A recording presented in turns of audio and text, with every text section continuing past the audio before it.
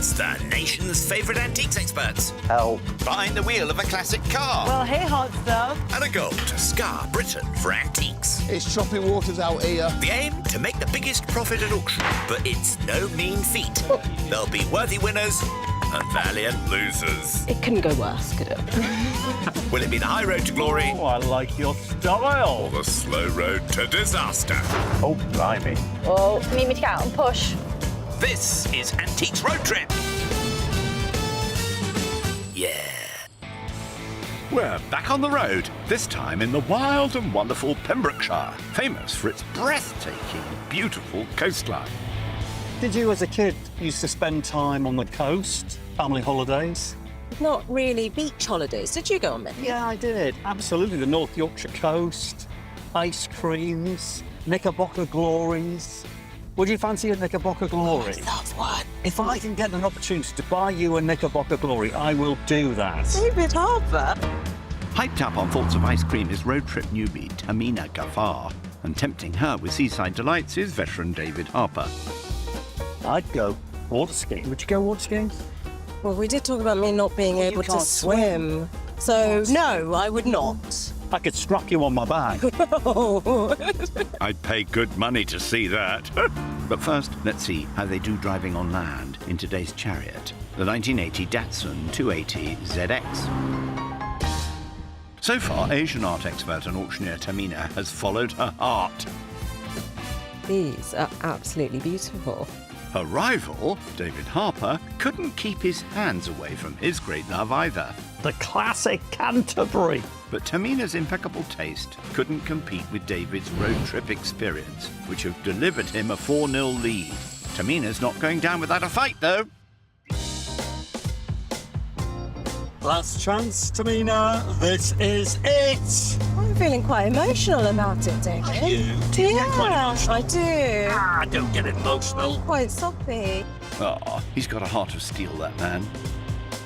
Their antiques odyssey kicked off in the northwest of England with a skip up to Northumberland and then south through the Midlands and across to Wales. Today's final leg will see them touring the fabulous Pembrokeshire coast. Do you want to know a top fact about Pembrokeshire? Oh, go on then. Okay. Make it interesting, though. Well, I can't guarantee that, Go on. but I will try. Go on, Tamina. You've got this. So, the Pembrokeshire National Park is never more than 10 miles from the sea. It's also home to the second deepest natural harbour in the world, Milford Haven. They'll be cruising past it later on their way to Saundersfoot. But today we'll kick off with Tamina in another historic port, Cardigan. Once the second largest port in Wales, it brought in goods from around the world. I'd wager a few antique gems have made their way ashore here, hopefully in Cardigan Antiques and Collectibles. These 3 floors of paradise are packed with everything from Art Deco ceramics to vintage toys and stamps. Owner Jane's kicking about if there are any questions. How fitting, we're in Wales, and I have found a Welsh love spoon. And these were decorative tokens from a man to their beloved, and they would have different symbols depending on the message that they wanted to convey. This one has a heart for love, and 3 balls meant to symbolise children. Love spoons go back centuries. The earliest surviving Welsh example is from 1667. A simple and quite rudimentary example. Don't think this will appeal to collectors quite as much as some others, so I don't think that's going to be for me at auction. Never mind, plenty more fish in the sea. Meanwhile, David's moseying south to Newport. Nestled on the estuary of the River Nevern, this town has been occupied since the Stone Age, and David's sure to leave no stone unturned as he excavates the Carningley Centre.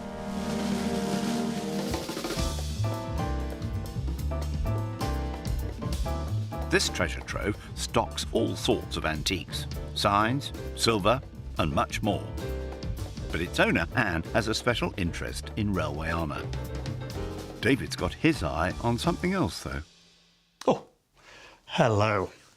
Obviously, it's a fire screen, but it's so glamorous. You would assume it was Georgian, but it is the Georgian revival time. So Edwardian 1901, 1910. Splendid thing. The Edwardians loved a bit of neoclassic design. So you put it in front of a fire to protect yourself from the immense heat. If you wanted to protect yourself from the heat just a little further, you would pull the wings out both sides. And the price? 140 quid. Too much for me. I want to put some wax, just get some beeswax. Rub the beeswax top and bottom, and that would work. I promise you, beautifully. But what of all that railway honour? Oh, hello. The glamour, glory days of railway travel, steam travel. How amazing. Look at those. So these then are panels, transfer print panels, coats of arms, relating to different train companies. These crests were an attempt to win investors and the public over to the newfangled rail transport. The companies thought it gave them authority and status, but very few were official, so a bit naughty. And you would have seen these on the side of the carriages of the old steam trains. And look at the extravagance of those coats of arms. Almost as fabulous as your shirt, David. Somebody at some point has taken the old transfer prints and mounted them on boards as decorative pieces of art. Wow! If you're into trains, you would want these things. I'm not particularly into trains. I want them. They're that good. Any price? So priced 15, 20, and no tickets on them. Okay.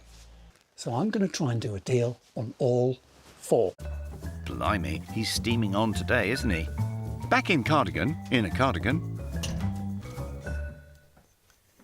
I've always thought that shoes worth wearing are worth repairing. This is an antique cobbler's tool. This blade would have been used to cut through the leather, and this portion here would have been to chisel up the sole to replace them.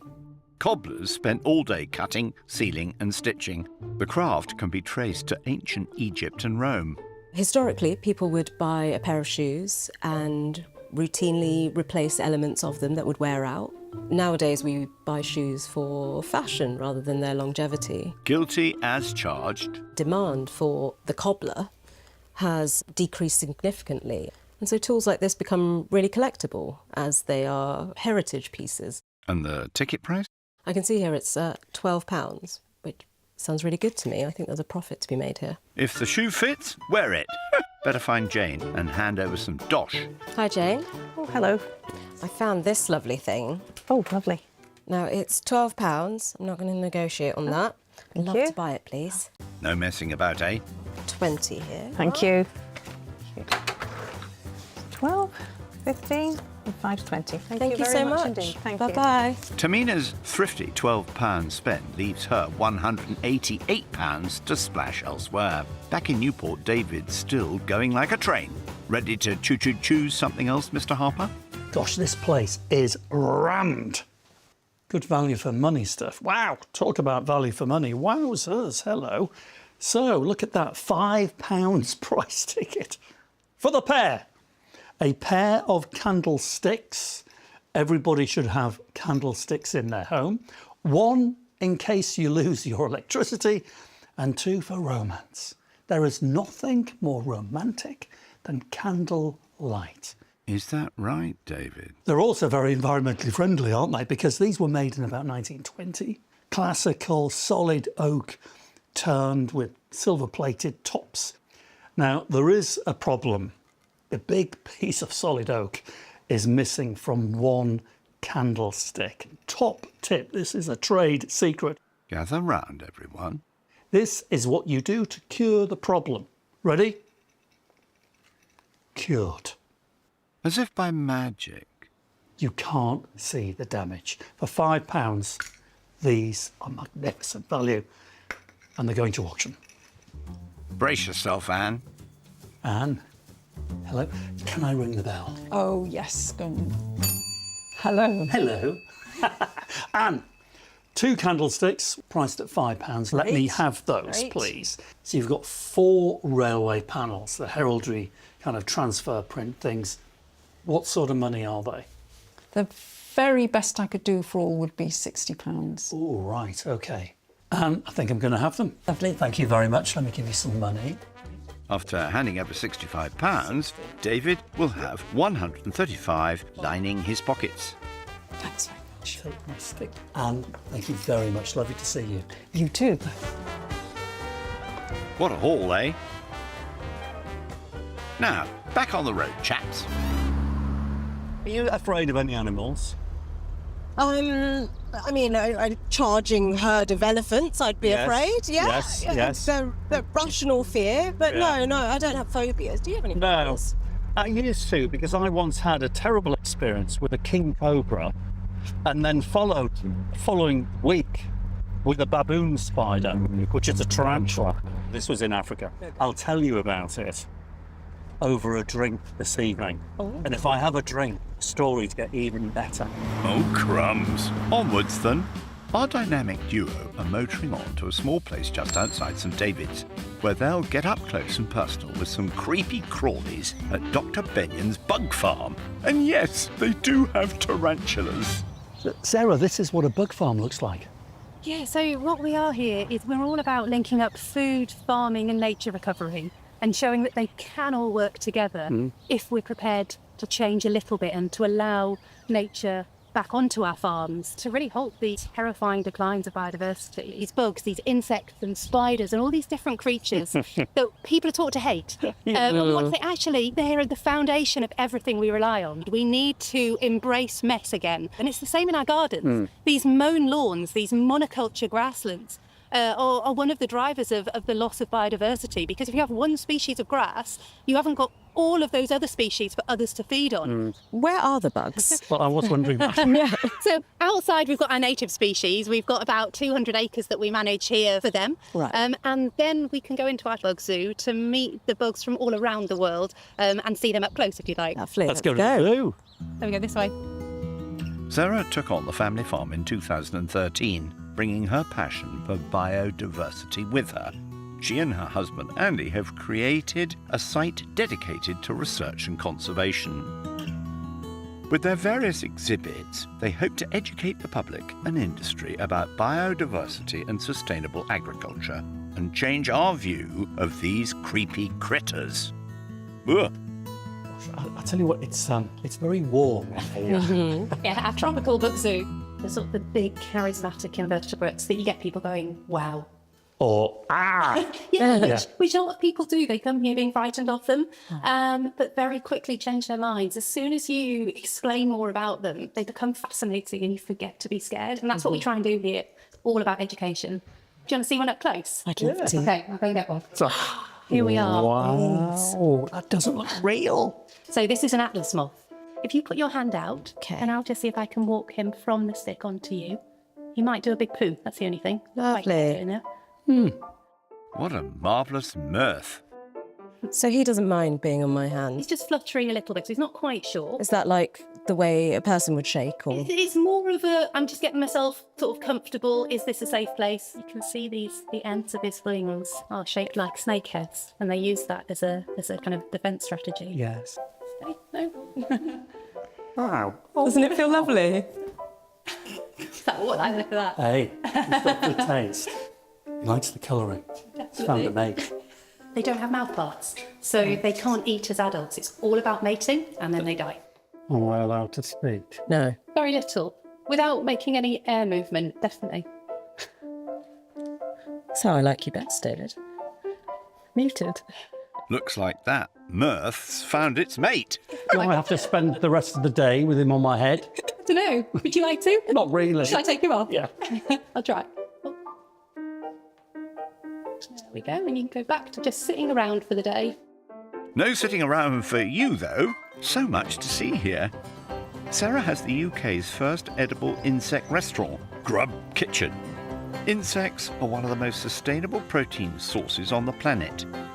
Opening our diet to include them is great for both the environment and our health. This is an example of how insects can be farmed for food. We've got different crickets and mealworms, locusts, and it just shows how you can farm them close together without it impacting their welfare, because they actively choose to be close together. And obviously this is not a commercial facility, it's just a snapshot. It gives you an idea of what it can be. Which ones are we going to be trying today? Would you like to try? All of them, to be honest. Yeah, excited to do that. Lovely. Wow.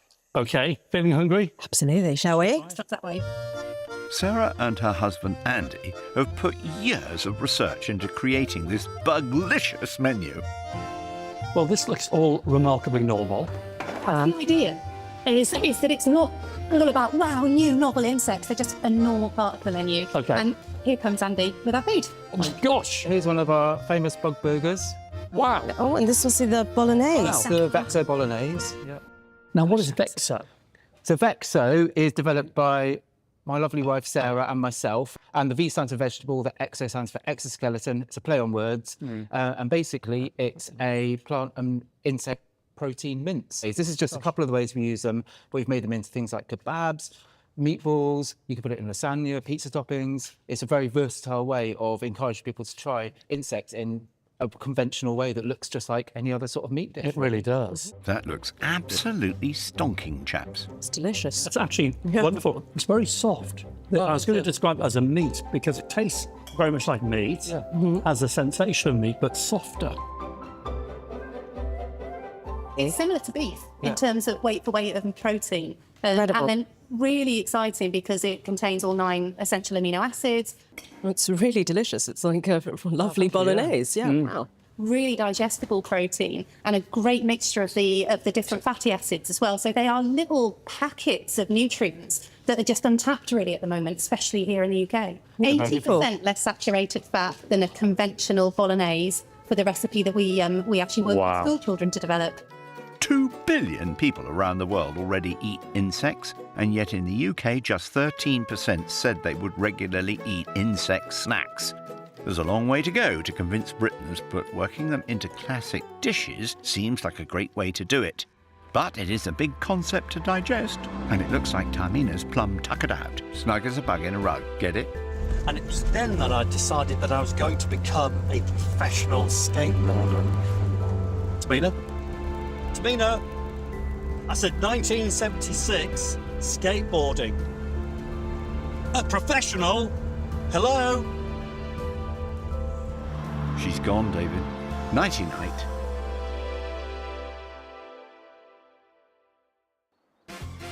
It's a new day for our intrepid explorers, and they're off hunting for more antiques. I'm going to sum this week up in one word: comfort. The car's very comfortable. I felt very comfortable with you. I mean, we were strangers at the beginning of the week. We didn't know one another, did we? But I feel totally comfortable. Adorable! I love it when the road trip bonds its buddies. Now, yesterday, David snatched up 2 finds in his first shop. 4 railway crests and a set of candlesticks, with just a little damage. Ready? Cured. Leaving him with £135 left for today. But Tamina was much more frugal, only spending £12 on an antique cobbler's tool. And this portion here would have been to chisel up the sole to replace them. Leaving her with a gargantuan £188 to splash. On this lovely morning, our fond friends are making their way to Narberth, a beautiful market town with a reputation across Wales for independent shopping. It doesn't get more independent than antiques dealers. So, plenty for our 2 to get their teeth into. Oh, the weather's turned, look. Tamina's making a run for the Malthouse Antique Centre.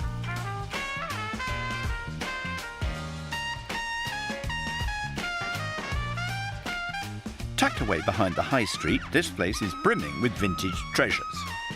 There's rugs, blankets, and gardenalia. Ooh, and even a dealer, Tim. Great name. No wonder Tamina's poring over these rugs. She specialises in Islamic art. So usually antique rugs would have evidence of wear, if not from use, but from storage. And many of these don't really have that, which would suggest that they're relatively new. Well, we can't have that. This is the antiques road trip after all. This is cool. This looks like an ordinary pocket knife, and it's also a bottle opener. Do I sense a shoe fetish developing? These were made by Remington in the 1920s, and they came in all manner of different patterns. Remington began manufacturing guns in 1816 but branched out into knives after making bayonets in World War I, peaking at 10,000 knives a day, and they claim to have over 700 patterns. This one's very sweet, and the enamelling is all intact. There is maybe a second blade that isn't functional, but I don't think that detracts from how aesthetic and charming this piece is. What about the Moolah? It's £45, which I think might be a little bit tight for me to make a profit at auction. I'm going to hang on to this and see what else I can find. Now, what of Mr. Harper? Ah, there he is, look, striding into Bazaar Home and Garden, who stock a meticulously curated selection of vintage and antique decor, from fine wooden furniture to tools, ceramics and ornaments. There's bound to be something here to entice David. And there's dealer John. Hi, John. Oh, hello. Well, hello to you. My goodness gracious me. Oh, OK, Indian, maybe Sri Lankan. It's a water vessel. You'd use it in a home temple or even a more commercial temple. In Hinduism, water is a very important purification mechanism for both body and soul. Good handle. And with Indian pieces, there's always an awful lot more going on in the decoration and lots of symbolism too. So look at the shape of the handle. You'll probably recognise that as a king cobra. It's a very powerful beast. And we know you're not a fan of those, David. This creature here, the national bird of India, the peacock, that regal bird, colourful, beautiful, just like India itself. In India, the peacock represents royalty and power. It's adorned royal art for centuries, including the famed peacock thrones. This is absolutely stunning and priced £28. It's bonkers. This thing, made in the 19th century, is going to auction with me. Very decisive, but loads more to see.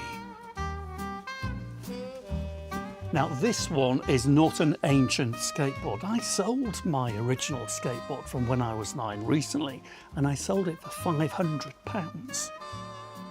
Aha! Yes. Oh, that'll do. Right, off we go. Oh, crikey. This could go very wrong. I used to be a bit more nimble when I was 9. I'm very impressed, Mr. Harper. Unaware, back across town, Tamina's search continues. I seem to have developed quite a shoe theme. This is a boot hook. The handle is silver and it's hallmarked with an anchor, a lion and a P. It's Edwardian. You can see some really fine linear engraving, which has in some places almost worn away because it's been handled and obviously used. The hook is steel and has a little bit of wear and rust to it. It's priced here at £12. Could be a winner at auction. I'm going to take this to Tim along with the knife and see what I can do. Gird your loins, Tim. Hi, Tim. Hi. Oh, you found something? Yeah, I found 2 things, actually. Now, this one, priced at £45. I was wondering if you could do 35. That's a bit low. Could we sort of meet in the middle at 40? 40 works, yeah, that would be great. That's lovely. Thanks, Tim. And then we've got this one at 12. Happy to buy that for 12. That's great. Thank you so much. Great stuff. That's a total of 52 smackers, leaving her £136 for her last shop. Oh, thank you so much. It's been our pleasure. A few streets away, David's rummage continues, and he's weighing things up very carefully. Oh, a little bit of novelty. Now, he is a very handsome chap. I think you might agree.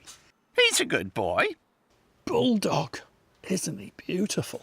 Little container here and a striker at the back, so he's a match holder. So he was designed to sit on your mantelpiece and that you'd use him to hold your matches and light your fire or your pipe or the range, that kind of thing. This fella was made in the Victorian period. The Victorians loved novelty things. I think we Brits still do. It's made from spelter. Now, spelter looks a little like bronze, but cruelly it's described as the poor man's bronze because it's a much cheaper alloy, but it has a bronzy kind of look. An affordable bulldog? Priced at £55, so I think he's certainly within range and he's interesting enough to take to auction. Still a hefty ticket. Can he charm John? Prynhawn John. Prynhawn. A wonderful Indian water vessel, priced at £28. Can you shave a little bit off? A little bit. 24? How about 20 and we'll say yes? Shall we do that, John? Go on then. Good man. OK, on. excellent. Help me out with this little fella. Priced at 55. Where can we go with that? He's lovely, isn't he? We could come down a little bit on him. 50? Can we do 40? Oh, I like your shirt. Go on then. Good man. There good we man. are. Thank you very much. What a star. Who'd have thunk it? The shirt saved the day. A further £60 down, and that means David has just 75 for their final shop. Thank you very much. Holvowed. Holvowed. Cheerio. Thank you. Is there no end to this man's talents? Now, off you pop, and time to get back on the road. I think we should stick our arms out of the window, like we used to do as kids. I'll tell you what, see if you can catch a dragonfly. We're dragonflying, are we? Ha! Fat chance, folks. Our childish chums are skipping down the road to Saundersfoot. Once a major coal exporter, it's now a bustling seaside resort. They're off to dig deep in Saundersfoot Vintage Antique 2020. Tamina's got her head start while David parks the car. This place feels airy for an old Victorian schoolhouse, but that's what it was. Now packed with antiques to suit every taste. Belinda's standing by. This tiny chair is very cute. Has a little plug and an aperture. I think this is a very sweet example of a Victorian potty. A child would sit here, and this hole would be for all of its business, and there would have been a bowl underneath to catch everything. Please, TMI. So it's £55. I'm going to keep looking, but I definitely think this is a contender. I do hope my profits don't end up down there. Hey, promising start. Now, where is David? Wow. Oh. You silly sausage.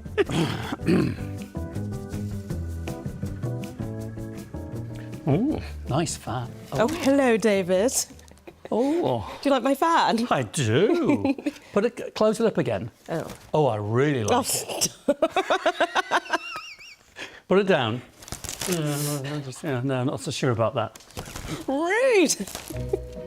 Always the charmer. Copper. Oh. 20 quid. Interesting thing. £20. All right. Take a look at that face. Obviously, it's a human body, but it has an animal head, and the animal head is a monkey. So it's a stylized monkey. So this is Hindu, Indian. Seems to be a theme today. And this is Hanuman. This is the monkey god. He's worshipped for his devotion, power and valour because of his faithful service to the god Rama in the epic poem, the Ramayana. So this is a big chunk of a carving. And you can see how the back there is being cut by hand. You can see the saw cuts. He must be late 19th, early 20th century. 100 years, maybe. Very decorative. He's gorgeous. And for £20, he will make a profit in auction. Confidence is key, David. Where's Belinda got to? Belinda. Hello. I love this carving. Isn't he handsome? He certainly is. £20. I doubt very much you're going to give me anything off, are you? No, I'm afraid not. Not. Not at that. Right, good. That was quick. Over in a flash of £20, meaning David has £55 left. Great. OK, thank you very much. Thank you. Say goodbye. Goodbye. He's a handsome one. Back in the depths of the shop, looks like his rival is embracing her childish side. I really like puppets. Puppets have a lovely history. There's writing by Aristotle about them in ancient Greece. What I like about puppets is that they're a little bit silly. They can move in a way that people can't. People used to fear puppets in the Middle Ages, so much so that for about 100 years, puppet shows were actually banned in England until about 1570. Puppets were used in many cultures, religious ceremonies and rituals. Fear of their lifelike movements led to a belief that they were black magic. Some were even publicly torn down and burned. This is a 1960s toy of the fairy tale Hansel and Gretel. Looks like a Pelham puppet. Started by Bob Pelham after World War II, the company revolutionised the puppet industry by making puppets as toys for children. This is £30. He doesn't come with Gretel, but I still think he'd be quite sought after by collectors. Yeah. You know what, I might take him and the potty and see what I can do. Better find Belinda then. Hi, Belinda. Hello. I found two lovely things, both for children, incidentally. I've got this lovely little potty. It says 55. I was wondering what you could do on that. I think with that it's 48, I'm afraid. That works, yeah, that would be great. And we've got Hansel here at 30. Reckon you could go down for me? Yes, I think we can go down to 20. That would be great, yeah. So 20 and 48, 68. Fabulous. After spending £68, Tamina finishes with 68 left over. How delightfully neat. Thank you so much. Good luck. Thank you. Come on, you two. No, this guy. What have you called him? Can he walk? It's Hansel. From Hansel and Gretel, yeah. Oh, wow. I think he's been drinking. No, he's not walking straight, is he? Looks like me on a Friday night. Right, shopping done. It's time to get geared up for auction. But first, they have one last evening together. Tamina, we've got to do something tonight which is memorable. Now, you're not going to water ski, you can't swim, which is all very boring. Can you actually paddle? Paddle? Well, that's nice. Brilliant. Well, as long as we're back by 9, that's fine. By 9, oh, David. I quite agree, David. Big day tomorrow. Let's get some shut-eye.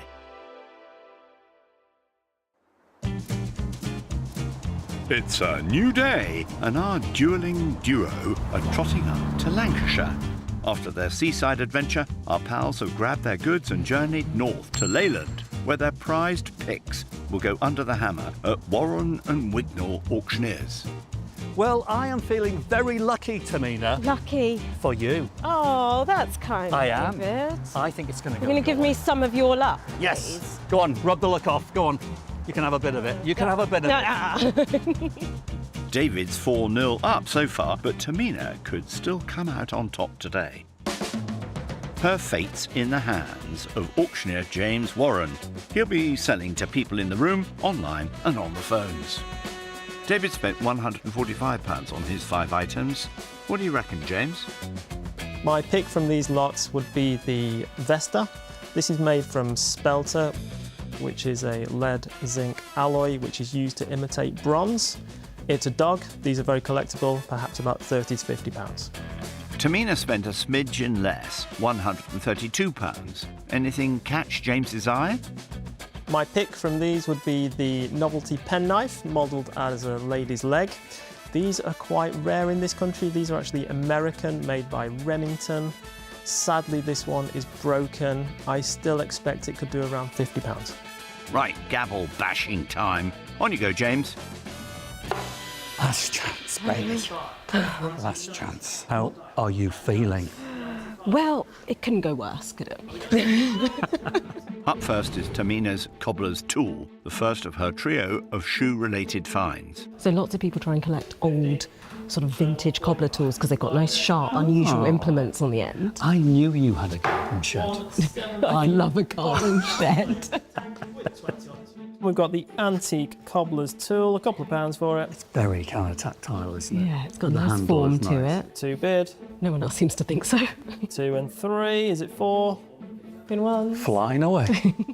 Any advance on this? You're on fire, Tamina. It's got to go then at 4. No collectors in today then, but not a huge loss. Oh, What did you pay for that? £12. Ah, Now the broken candlesticks. Will the bidders care about the damage? you know that every home must have a pair of candlesticks. For the power outages. Yes. You get in. For romance, I'm thinking. We've got a pair of turnwood bulbous candlesticks. Start me at £5 for those. Good-looking things, lovely colour. We've got 5 bid. They've got to go. Any more for them? Got to go then at 5. On they go at £5. Oh dear. Nothing won, nothing gained. Hey. I paid £5. I get £5. That's right. He's quite savvy with that tactic. Will it work for Tamina? Her next item only cost £12 too. So it's hallmark silver handled. Oh yeah, interesting thing. Takes you back to another era, of course. There it is, £5 for that one. On the web, is it 10 for it? At 10, is it 15? Should be. Any pity bids behind me here? It goes then at £10. Fair warning. Only £2 loss. Better than the cobbler's tool at least. Oh dear. Well, You know... minimal loss. Yeah, yeah. Monkeys are often seen as lucky, but will that translate into bids for David's carving? Now, who doesn't love the monkey god? Hello. Yes. Hand-carved. Oh, that's nice. It's an Indian temple carving with 20 on this. We'll go 25 for it. Oh, on the web, £20. Any more? Quickly on this one, 25, 30, 35. Is it 40? At 35, we're on the web. Are we done then? It goes then Come at on. 35. Pretty good for £20. Well, it's almost double bubble, isn't it? So how much did you pay for it? 20. Okay. Yeah. Yeah, not bad. Now, will Tamina's puppet be hung out to dry? They are collectible in good condition, and this one is. Start me at £5 for this one. Oh dear. We've got 5 bid on the web. Any more? We'll go 10 for it. Go on. It's got all its hair. Then Having last all its chance on hair it. doesn't mean At it's 5. attractive. Oh dear, that touch a nerve them, David. Oofed! The bidder's left her hanging there. Right, well, David. The dog's head next. Was David barking up the wrong tree? I bought a pug on this trip. Hang on, I thought it was a bulldog. A real pug. Not a real one, Tamina. No, that Where would have you break been all the keeping? rules. Hello, here's my pug dog. We've got the Victorian Novelty Spelter Match Striker with bid straight in at the desk at £30 on this one. We'll take 35 for it. I've got 40, is it 5? With me still at £40. What? Any more for this one? Go on. Are we done? Last chance on it at 40. Oh. Bad luck. But he's a good boy. I'm sure he's going off to a lovely new home. Now that is disappointing. I thought you'd do better. Oh, it was a little object, though. But he was very... Little can sometimes be very desirable, Oh, actually. thanks, David. I don't think that's what he meant. Next up, the potty. Will David be a better cheerleader for this one? I bought a potty. A Victorian Oh, right. So, wooden chair with a hole in with it. a hole and a lid. Oh, it's got the lid. So, you know, it Makes could a be... world of difference. Start me at 5 for that. Contents not included. 5 and 10. We'll go 15. Is it 15? 15 now bid. Is it 20? Is it 20? Are we done? It goes then at 15. Yikes. That might be Tamina's chances blown. Dear. Yeah, that was hard. Oh, well. It's gone down the... Toilet. Right, will David's railway crests set him on the right track? Never seen anything quite like it ever before. Do you love it? I do. I get it. Buy with love. For reproduction railway themed plaques, with 20 we have on these, we'll go 25 for them. At £20 on these. Any advance Come on on. £20? No more? They go then at £20. Tamina, are they? hold on to me. Oofed. That's a bit of a train wreck. Oh my goodness. Oh, David. What's happening to my life? It's only one loss, David. Pull yourself together. Last up for Tamina. Will she be a shoe-in for a profit? There is a bit of damage to the actual, knife element. He hasn't got a knife. One of the knives is missing. But there should be two. Art Deco 1920s Remington with bids straight in at the desk at 40. We'll go 45 for it. Any advance on 40? Quickly now, if you want this one, I'll sell it here then at £40. Oh, I'm not making anything, but at least I'm not losing anything.